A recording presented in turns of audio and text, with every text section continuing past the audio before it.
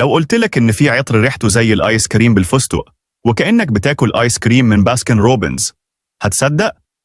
العطر ده مش بس ريحة، ده تجربة متكاملة من أول شمة.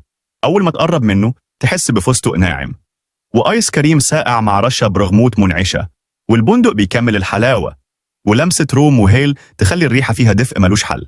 وبعد شوية قلب العطر يفتح لك على زنابق الوادي وكمثرى طرية وياسمين ناعم مع فوانيا وخوخ أبيض وتوت بيزغزغ حواسك كأنك واقف جوه محل حلويات فخم.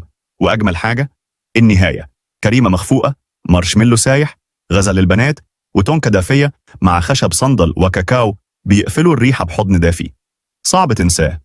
بيستاشيو جيلاتو مش بس ريحة، ده طعم بيعيش معاك. لو بتحب العطور اللي تاكلك قبل ما تشمها لازم تجرب العطر ده.